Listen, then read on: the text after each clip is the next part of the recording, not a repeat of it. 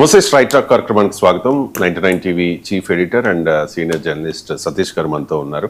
సతీష్ గారు నమస్తే. నమస్తే. ఇప్పుడు ఆంధ్రప్రదేశ్ రాజకీయాల్లో వైసీపీ అండ్ కూటమి మధ్య జరుగుతున్న పెద్ద యుద్ధం ఏంటంటే ఈ సీదిరి అప్పలరాజు అంశం. మాజీ మంత్రి వైఎస్ఆర్ కాంగ్రెస్ పార్టీ నేత. గతంలో సీదిరి అప్పలరాజు కూడా అప్పట్లో అధికారంలో ఉండగా చంద్రబాబు మీద, లోకేష్ మీద, పవన్ మీద కూడా చాలా విమర్శలు చేశారు.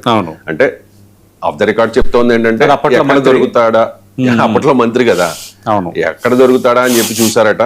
ఇంకా వాళ్ళ అబ్బాయి రూపంలో ఇప్పుడు ఆయన దొరికేసిన పరిస్థితి.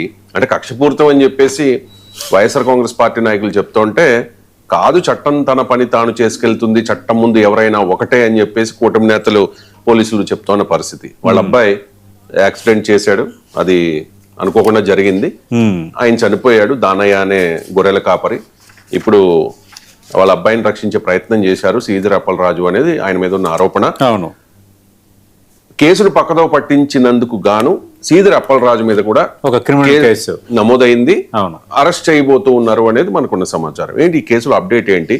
దీనిలో ఏమన్నా కక్ష ఏమన్నా కనిపిస్తోందా మీకు? అంటే ఇక్కడ కక్ష సాధింప, వెండేట పాలిటిక్స్, టీడీపీ వైసీపీ మధ్య జరుగుతున్న వ్యవహారం అనేది ఒక్క నిమిషం పక్కన పెడదాం. ఆ సీదిరి అప్పలరాజు నాకు కూడా బాగా పరిచయమైన వ్యక్తి.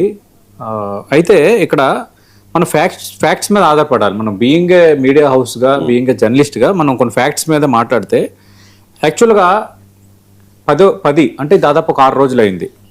పలాసపట్నంలో 10వ తేదీ రాత్రి మాజీ మంత్రి సీదిరి అప్పలరాజు కుమారుడు ఆరో వర్మ బైక్ డ్రైవ్ చేస్తూ ప్రమాదవశాత్తు ఒక గొర్రెల కాపరిని ఢీకొన్నాడు. దానయ్య అనే గొర్రెల కాపరిని. ఆయన మరణించాడు. మరణించిన తర్వాత యాక్సిడెంట్ చేసింది ఎవరు? మాజీ మంత్రి సీదిరి అప్పలరాజు తనయుడు ఆరో వర్మ. అయితే ఇక్కడ ఇంట్రెస్టింగ్ ఎందుకు ఇది జటిలమైందంటే, సిద్ధార్థ్ అనే యువకుడు నేరం అంగీకరిస్తూ పోలీసులు లొంగిపోయాడు. యాక్సిడెంట్ చేసింది యాక్చువల్గా మాజీ మంత్రి సీదిరి అప్పలరాజు కొడుకు. ఇక్కడతోనే ఇష్యూ కొంత ఫ్లేర్ అప్ అయింది. అలాగే తన తనయుడిని ఆయన కొంత వేరే హాస్పిటల్కి తీసుకువెళ్తున్న కొన్ని విజువల్స్ తర్వాత బయటకు వచ్చేసాయి. ఈ బయటకు వచ్చిన క్రమంలో అదొకటి జరిగింది. రెండోది ఏం జరిగింది, ఎవరైతే దానయ్య గొర్రెల కాపరి దానయ్య ఉన్నాడో, దానయ్య తల్లి తనకు 1 లక్ష రూపాయలు ఇచ్చి ఈ విషయంలో వెనక్కి తగ్గమని చెప్పారు. తన కోడలికి మాజీ మంత్రి ఇంట్లో పని ఇప్పిస్తామని చెప్పారు అంటూ ఆమె మాట్లాడిన ఆడియో సంథింగ్ వీడియో అనేది మళ్ళీ అదొకటి బయటికి వచ్చింది, ప్రచారంలోకి వచ్చింది. ఇది 2. మూడోది ఏంటంటే, ఈ సిద్ధార్థ్ అనే యువకుడు ఎవరైతే ఉన్నారో, ఈ సిద్ధార్థ్ త్యాడి అనే యువకుడు, ఈ అబ్బాయి ఏంటంటే ఈయన సీదిరి అప్పలరాజు దగ్గర ఉంటాడంట. ఈయన అనుచరుడని చెప్తున్నారు. అంటే యాక్చువల్గా కొడుకు సేవ్ అవ్వటానికి ఈ సిద్ధార్థ్ త్యాడి అనే వ్యక్తి నేనే నేరం చేశాను అని ఒప్పుకొని పోలీసులు లొంగిపోయాడు. ఇప్పుడు ఏమైంది, ఒకటి మాజీ మంత్రి సీదిరి అప్పలరాజు తన తనయుడిని రక్షించే ప్రయత్నం చేశారనేది ఆరోపణ. సరే, ఆయన ఆసుపత్రికి తీసుకెళ్లే ప్రయత్నం చేశానని ఆయన అనుచరులు చెప్తున్న వెర్షను. ఏదేమైనా తనయుడు యాక్సిడెంట్ చేసేటప్పుడు ఇది ప్రమాదవశాత్తు జరిగిందా లేదంటే ఇంటెన్షనల్గా జరిగిందా అనేది రేపొద్దున దర్యాప్తులు తేలుతుంది. కానీ ఒక వ్యక్తి మరణానికి కారణమైన నేపథ్యం కాబట్టి, ఒక మాజీ మంత్రిగా, ప్రజాప్రతినిధిగా ఉన్నప్పుడు ఆయన కొంత బాధ్యత వహించి తన తనయుడినే లొంగిపోమని చెప్పుంటే ఇష్యూ ఇక్కడ వరకు వచ్చేది కాదు. రాజకీయంగా ఇది పెద్ద ఫ్లేర్ అప్ అయ్యేది కాదు. రాజకీయంగా మాజీ మంత్రి సీదిరి అప్పలరాజుకి కొంత గౌరవం కూడా ఉండేది ఈ ఇష్యూలో. కానీ ఇక్కడ ఏమైపోయింది, తన తనయుడు బదులు వేరొకరిని పంపించే ప్రయత్నం చేశారు. రెండోది బాధిత కుటుంబానికి రాజీ చేసుకునే ప్రయత్నం చేశారు అంటూ దానికి సంబంధిత ఆధారాలు, దానికి సంబంధించి ఆడియో టేప్ అనండి, వీడియో అనండి, ఇలాంటి ఇష్యూస్ అన్ని ఎప్పుడైతే ఫ్లేర్ అప్ అయిపోయో ఇప్పుడు ఏమీ చేయలేని పరిస్థితుల్లో సీదిరి అప్పలరాజు ఉన్నారు. ఇప్పుడు దానిపైన మీరు ఇందాక అన్నట్టుగా క్రిమినల్ కేసు కూడా నమోదైంది. ఎందుకు నమోదైంది అంటే, ఈ కేసుని తారుమారు చేసేందుకు ప్రయత్నించారు అన్న ఆరోపణల నేపథ్యంలో ఆయన క్రిమినల్ కేసు నమోదైంది. ఇప్పుడు ఆయన కూడా అరెస్ట్ చేస్తారన్న చర్చ ఇక్కడ జరుగుతోంది. అయితే ఇక్కడ మరో ఇంట్రెస్టింగ్ ట్విస్ట్ ఏంటంటే, మన విశాఖపట్నం వైఎస్ఆర్ కాంగ్రెస్ పార్టీ అధినేత జగన్మోహన్ రెడ్డి విశాఖపట్నం వెళ్ళారు. ఎందుకంటే మత్స్యకారులు మిస్ అయిన సంఘటనకు సంబంధించి బాధిత కుటుంబాలను పరామర్శించడానికి అది మంచిదే. ఒక మాజీ ముఖ్యమంత్రిగా పబ్లిక్ ఇష్యూస్ని అడ్రస్ చేయటం అనేది అది మంచిది. ఆయన వెళ్ళారు, మాట్లాడారు, రాజకీయంగా కొన్ని విమర్శలు చేశారు, అందులో ఆ జోలికి నేను వెళ్ళడం లేదు. కానీ అదే సందర్భంలో ఆయన మాట్లాడిన మాటలు కూడా ఇప్పుడు ట్రోలింగ్ కారణం అవుతున్నాయి. ఆయన ఏమన్నారు, మాజీ మంత్రి సీదిరి అప్పలరాజు తనయుడు పిల్లోడు ఏదో తెలియకుండా ప్రమాదవశాత్తు ఒక యాక్సిడెంట్ చేసి చంపేస్తే పోలీసులు అదుపులోకి తీసుకుంటారని ఆయన అర్థం వచ్చేలా మాట్లాడారు. ఇది కూడా వైఎస్ఆర్ కాంగ్రెస్ పార్టీకి మంచిది కాదు. ఎందుకంటే రాజకీయ నేతలు ఏ విధంగా ఉన్నారు, వాళ్ళ యాటిట్యూడ్ ఏంటి, వాళ్ళ అప్రోచ్ ఏంటి అనేది ఖచ్చితంగా ప్రజలు గమనిస్తారు. అలానే జగన్మోహన్ రెడ్డికి కొన్ని వర్గాల్లో ఆదరణ ఉంది, కొన్ని వర్గాల్లో యాక్సెప్టెన్స్ ఉంది, కొన్ని విషయాల్లో వైఎస్ఆర్ కాంగ్రెస్ పార్టీ తీసుకున్న నిర్ణయాలు కూడా గొప్ప నిర్ణయాలు ఉన్నాయి వాళ్ళ పాలనలో, సంక్షేమ నిర్ణయాలు. అందుకే ఆ టైంలో తీసుకున్న వాళ్ళ పథకాలు, వాళ్ళు తీసుకున్న నిర్ణయాలు ఇప్పుడు కూడా కూటమి ప్రభుత్వం కొన్ని కంటిన్యూ చేస్తుంది. అట్లా ఒక పాజిటివ్ కోణం ఉంది. కానీ ఇలాంటి చిన్న చిన్న విషయాల్లో ఇప్పుడు మాజీ మంత్రి సీదిరి అప్పలరాజుపై కక్ష సాధింపు చేస్తున్నారు. తన తనయుడు యాక్సిడెంట్ చేశాడు, దాన్ని మాజీ మంత్రిని టార్గెట్ చేయడానికి వాడుకుంటున్నారని జగన్మోహన్ రెడ్డి అని ఉంటే అది రాజకీయంగా సరే, దానికి ఒక అర్థమో పరమార్థమో కొంత ఉండేది రాజకీయంగా.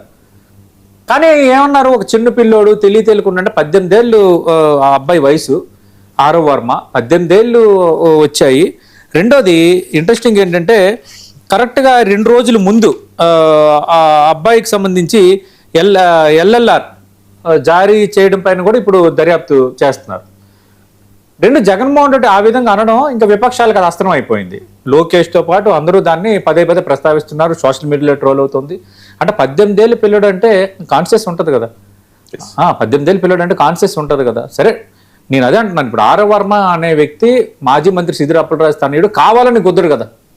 సమ్ టైమ్స్ యాక్సిడెంట్స్లో ఏం జరుగుతాయంటే మన తప్పు లేకపోయినా ఎదుటోడు అనుకోకుండా అడ్డంగా రావచ్చు, లేదంటే మన ప్రమాదం జరుగుతున్నప్పుడు ఆ స్పీడ్ కంట్రోల్ కాక జరగచ్చు, ఏదైనా జరగచ్చు. కానీ యాక్సిడెంట్ చేసింది ఆరవ్ వర్మే కదా. కానీ అలాంటప్పుడు యాక్సిడెంట్ చేసింది ఆరవ్ వర్మ అనేటప్పుడు రేపొద్దున దర్యాప్తులు తేలుతుంది అది ప్రమాదవశాత్తు జరిగిందా, బై మిస్టేక్. ఇప్పుడు గొర్రెల కాపరి ఎవరైతే ఉన్నారో దానయ్య అనుకోకుండా అడ్డుగా వచ్చాడు రోడ్డుకి, అదనేది రేపొద్దున తేలుతుంది దర్యాప్తులో. అప్పుడు ఈ కేసు తీవ్రత పెరగడమో తగ్గడం అనేది జరుగుతుంది.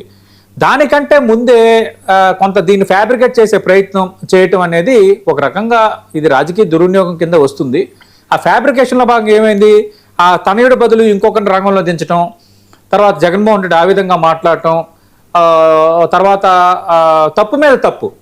ఇదేమైంది, మళ్ళీ వాళ్ళతో రాజీకి వెళ్ళటం, ₹1,00,000 ఇస్తారని దానయ్య తల్లి ఆరోపణ చేయటం, తన కోడలికి మాజీ మంత్రి ఇంట్లో పని ఇప్పిస్తారని సీదిరి అప్పలరాజు తరపు మనుషులు మాట్లాడారని చెప్పడం, ఇవన్నీ కలిపి కావాలని అంటే అంటారు కదా, తప్పు మీద తప్పు ఇవన్నీ చేసుకుని ఇదంతా ఇప్పుడు ఒక పొట్ట అయింది. ఇప్పుడు ఇది ఇప్పుడు ఏమైందంటే ఇది రాజకీయంగా కొంత దుమారం రేపేదే. సరే, వైఎస్ఆర్ కాంగ్రెస్ పార్టీకి జరిగే నష్టమా లాభం అనేది పక్కన పెడితే ఇది అంటే అంటారు కదా, స్వయంగా ఒక అస్త్రాన్ని అందించినట్టు అయిపోయింది మీడియాకి కానీ విపక్షాలకు కానీ. ఇదేమైనా ఈ విషయంలో మాత్రం చట్టం తన పని తాను చెయ్యాలి, నిష్పక్షపాతంగా జరగాలి. నిజంగా ఆ రోజు యాక్సిడెంట్ ఇంటెన్షనల్గా జరిగిందా, లేదంటే అనుకోకుండా అడ్డు రావటం వల్ల జరిగిందా అనేది కూడా తేలాలి. ఇందులో ఇది కేవలం కేసుగానే చూడాలి. అటు కూటమి ప్రభుత్వం కూడా ఇది ఒక కేసుగానే చూడాలి. అబ్బాయి తప్పు చేశాడు, అబ్బాయిని తప్పించే ప్రయత్నం జరిగింది, అబ్బాయి బదులు ఇంకొకరిని ప్రవేశపెట్టే ప్రయత్నం చేశారు. అబ్బాయి ఎవరైతే యాక్సిడెంట్ చేశారో దాని కుటుంబానికి రాజీ చేసుకునే ప్రయత్నం చేశారు. వీటన్నిటికి సంబంధించి ఆధారాలు, ఇష్యూస్ 2-3 కొంత బయటపడ్డాయి, మిగతా బయటపడాలి. కాబట్టి నిష్పక్షపాత దర్యాప్తు జరగాలి. ఇందులో ఎలాంటి రాజకీయ కక్ష సాధింపు ఉండకూడదు. నిజంగా ఆయన ఫ్యాబ్రికేట్ చేశారన్నది ఒకటి చెప్తున్నారు కాబట్టి నిజంగా ఆయనపై కేసు నమోదు చేయొచ్చు. అంటే మామూలుగా సాధారణంగా ఎక్కడైనా ఏం జరుగుతుంది అంటే ఒక యాక్సిడెంట్ జరిగింది, ఒక ఇది జరిగింది అంటే ఆ రీతిలోనే దర్యాప్తు జరగాలి. కానీ రాజకీయంగా మర్డర్ కేసు ఎందుకు పెట్టారు అని జగన్ క్వశ్చన్ చేస్తూ